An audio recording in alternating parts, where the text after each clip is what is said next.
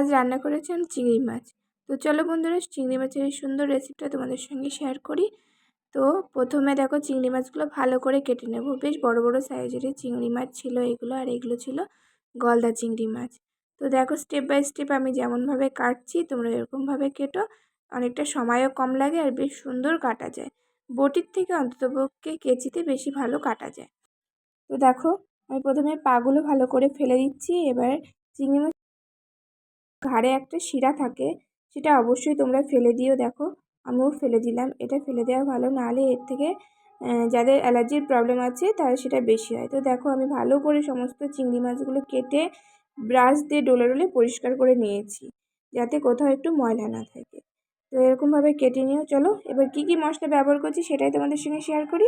এবার মশলা দিয়েছি আদা, রসুন, এটা হচ্ছে পাকা কাঁচা লঙ্কা, আর দিয়েছি পেঁয়াজ, একটা টমেটো পিস পিস করে কেটে নিয়েছি। ব্যাস, এটাই গেল মশলা। আর সামান্য পরিমাণে জিরে দেব।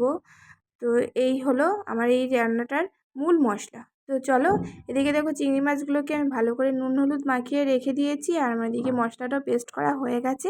এবার রান্নাটা স্টার্ট করা যাক। প্রথমে চিংড়ি মাছগুলোকে ভালো করে ভেজে নিচ্ছি।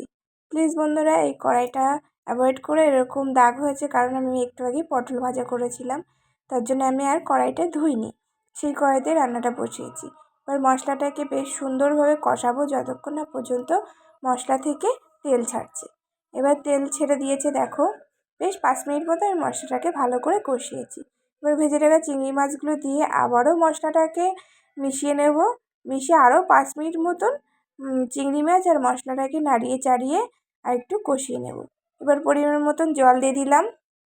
জল দিয়ে আরও 10 মিনিট মতন জাল করে নেব। একদম হাই ফ্লেমে দিয়ে চিংড়ি মাছটাকে জাল করে নিয়েছি। দেখো, রেডি হয়ে গেছে আমার মশলা চিংড়ি। তো কেমন হয়েছে অবশ্যই তোমরা কমেন্ট করে জানিও। আর যদি ভিডিওটা ভালো লাগে, লাইক ও শেয়ার করে দিও। টাটা।